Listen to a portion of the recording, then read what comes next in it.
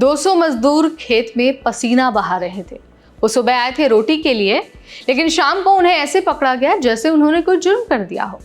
America के California में एक खेत पर रेड होती है और जो लोग वहां पर काम कर रहे थे उनको पकड़ लिया जाता है, सिर्फ इसलिए क्योंकि उनके पास कागजात पूरे नहीं थे।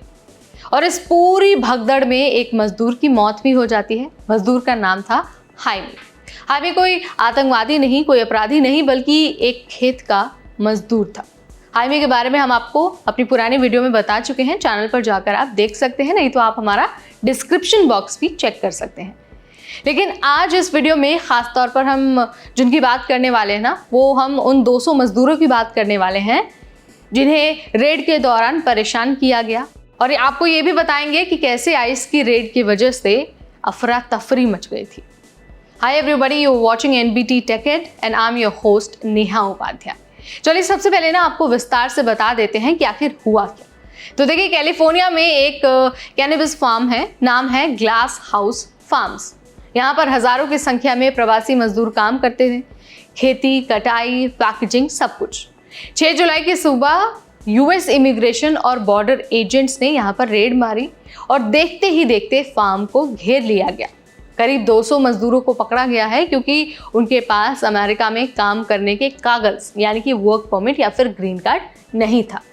ये लोग ना तो हथियार बंद थे और ना ही किसी गुनाह में शामिल, सिर्फ वो आराम से खेतों में काम कर रहे थे। लेकिन गलती उनकी ये थी कि उनके पास कागजात नहीं थे।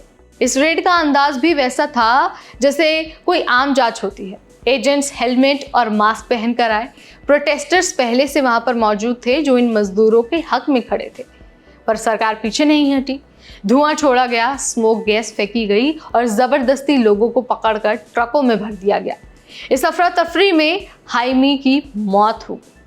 अब सोचिए, कोई बम नहीं फटा है, कोई गोली नहीं चली है, फिर भी एक जिंदा इंसान मर गया है।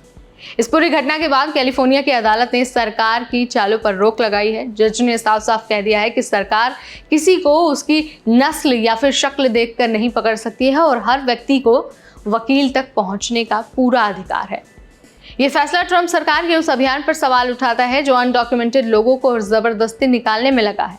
सवाल यह है कि क्या अदालत का फैसला उन लोगों की तकलीफ को मिटा सकता है। वह देखिए, अब आपको ये बता देते हैं कि अमेरिका में खेती करता कौन है। तो देखिए, खेती वही लोग करते हैं जो अनडॉक्यूमेंटेड मजदूर होते हैं, अनडॉक्यूमेंटेड इमिग्रेंट्स होते हैं। इनमें भारतीय भी शामिल होते हैं।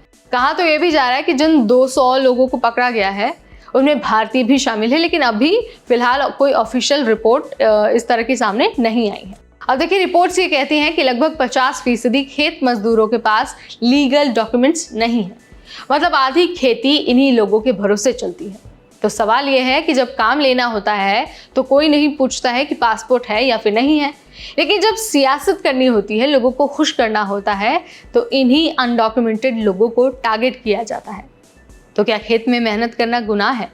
सोचिए, एक बच्चे की पढ़ाई, एक बीमार माँ की दवा और एक बाप की उधारी, सब कुछ उस मजदूरी पर टिकी होती है। वो मजदूरी अब सलाखों के पीछे है और उनके घर में पूछने वाला और उनके घर की परेशानियों को दूर करने वाला कोई नहीं है। अब देखिए, हाइमी अब इस दुनिया में नहीं है, लेकिन वो सवाल ज़रूर यहाँ पर छोड़ गए हैं और उसका रिस्पॉन्स मिलना भी उतना ही ज़रूरी है। अगर आप ये मानते हैं कि मेहनत करने वाले कभी क्राइम नहीं कर सकते, कभी गुनहगार नहीं हो सकते हैं, तो इस वीडियो को ज़्यादा से ज़्यादा शेयर कीजिए, लाइक कीजिए। और हाँ, आप क्या मानते हैं, आप क्या सोचते हैं, ये भी आप मुझे कॉमेंट के ज़रिए बता सकते हैं। इस वीडियो में फ़िलहाल इतना ही। तब तक मुझे यानी नेहा को दीजिए इजाज़त। Keep watching NBT take care.